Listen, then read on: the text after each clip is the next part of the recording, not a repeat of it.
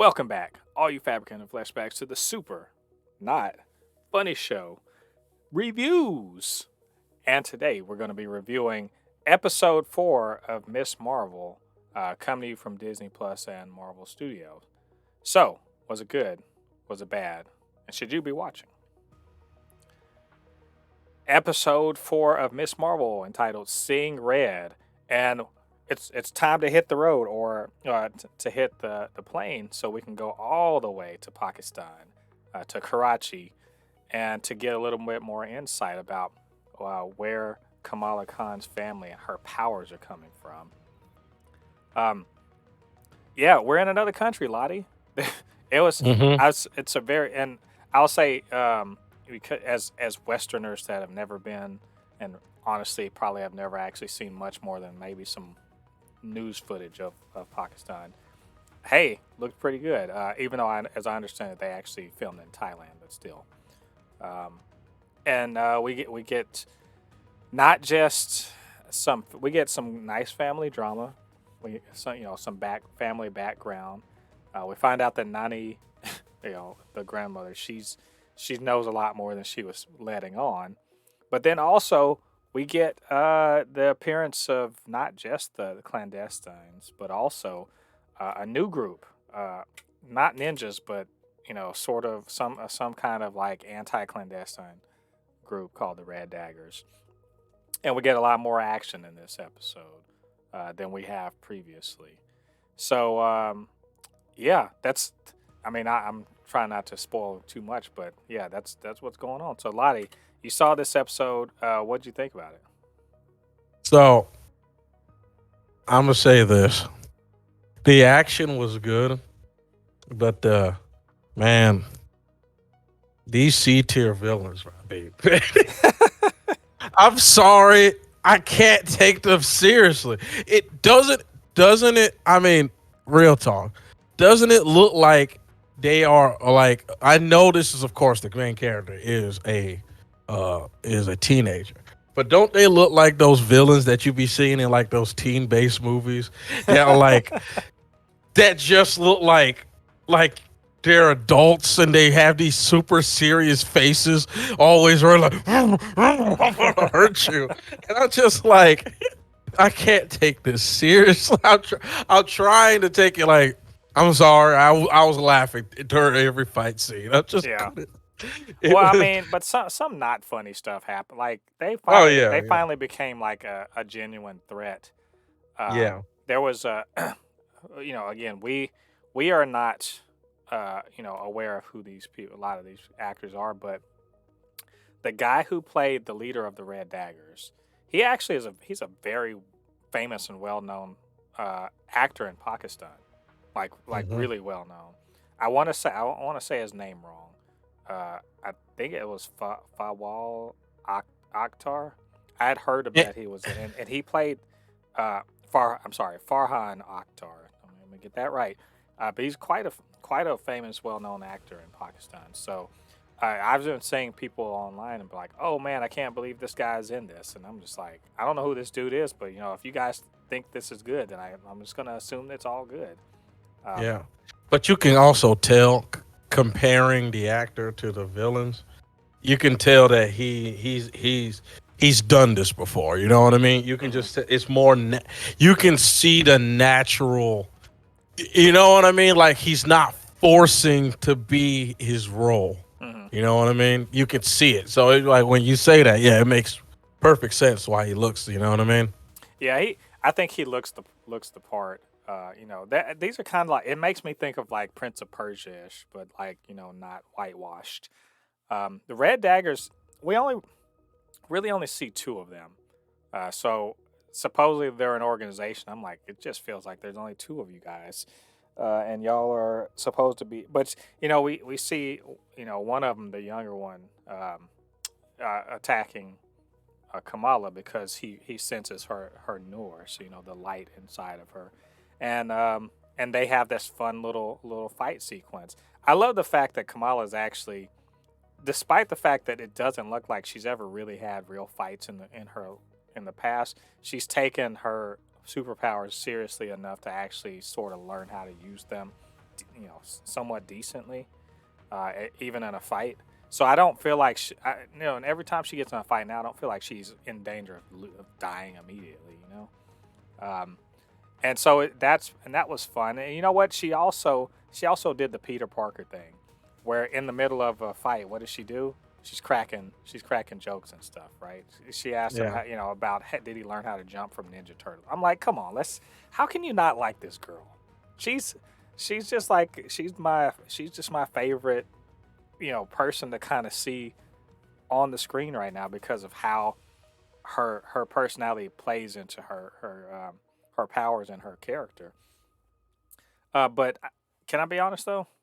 The super So the superheroics and all that fighting and the chase scenes and all that, as fun as they were not even the parts that I liked the most about this episode. I still am digging like the family stuff. yeah, All in my opinion, the family stuff. I felt, I kind of felt this is where I feel like some of these shows should have a little bit more episodes. I felt like they kind of rushed the family aspect of the. I kind of felt like we needed a reset episode. You know what I mean? Mhm. Like a nice reset episode. But this episode feels like two episodes put in together, and it's not a bad thing, but it's not also a good thing because it's like it's kind of jarring because we Yeah. go from this, oh, she's enjoying her she's enjoying herself, that she's meeting different people, and then all of a sudden, oh, we're here. Like, Yeah. uh, I like, mean, okay.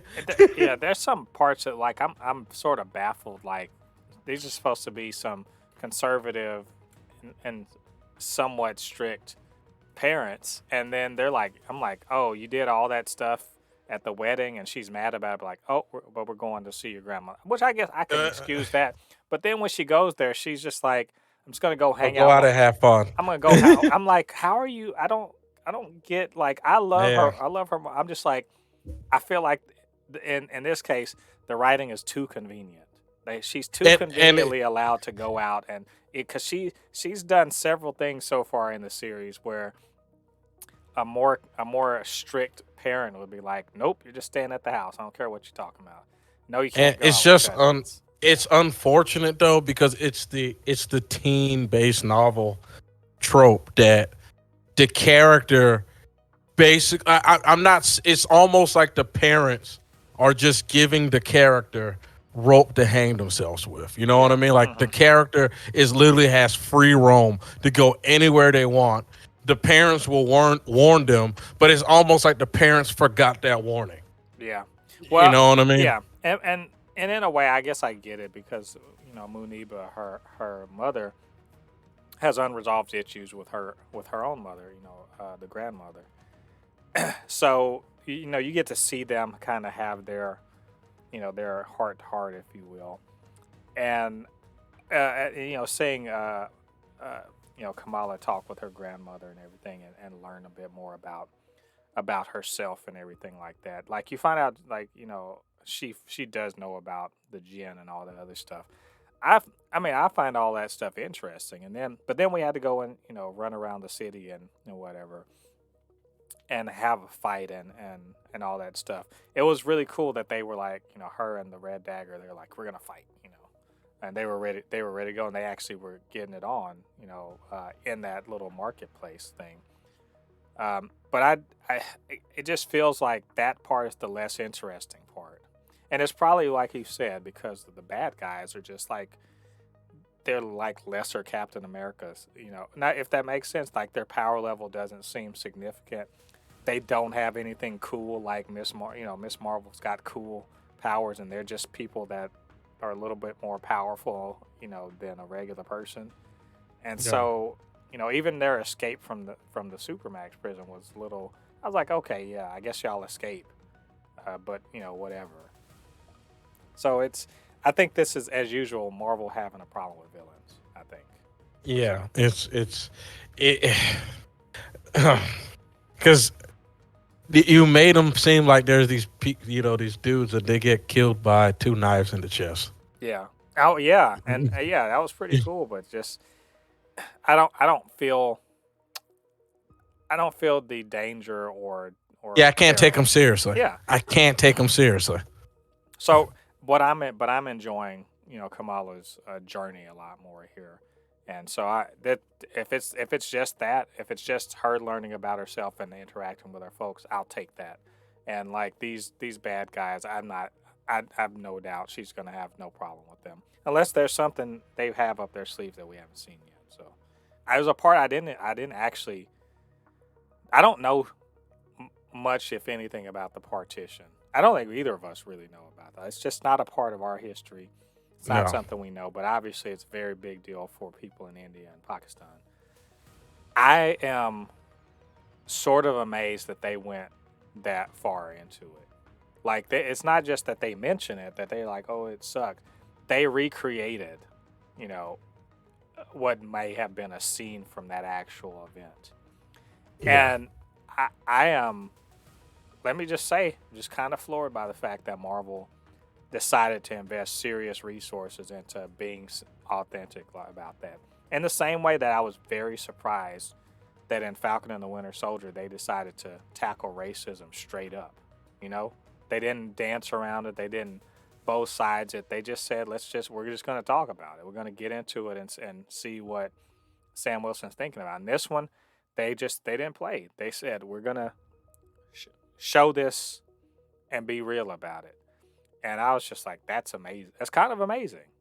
I don't know, Lottie, that train scene at the end. What do you think? That was crazy. I completely agree. I mean, I'm gonna just be honest. As soon as it happened, I was like, "I'll be back, back to the past, Samurai Jack." As soon as I saw it, I was like, "Uh oh, he's going back. He's in the back in the past." So I was like, "Oh." So I'm guessing. I am guessing she's going to meet her great grandmother.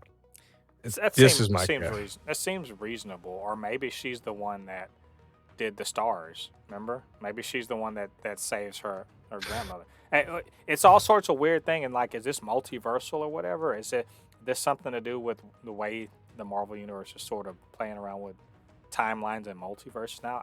I just don't know.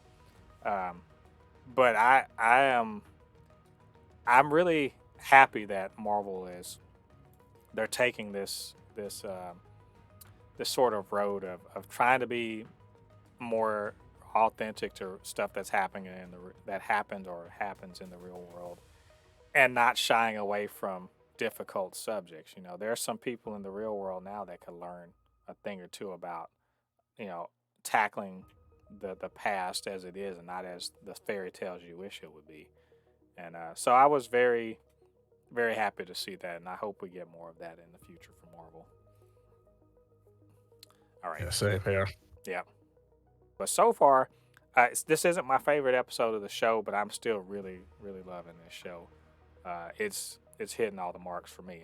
I don't know about you, Lottie, but it's hitting all the marks for me. Um, so I think I enjoyed episode. I think my favorite episode of the show is episode 2. yeah, yes, same. So far, it's the same for me.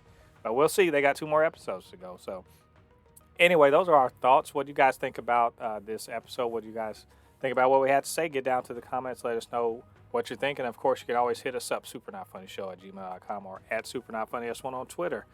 We'll chop it up. All right, all you Fabricants and Fleshbags, thanks for joining us. Come back next week. Episode 5, Miss Marvel review. Come join us. Until then, I've been Mole Poupée, your resident fabricant and comic extraordinaire on all things pop culture, joined by the anime expert, video game designer, and lover of all things superhero, my good friend Ladi. We'll see you guys on the other side of the thread. Peace. Peace.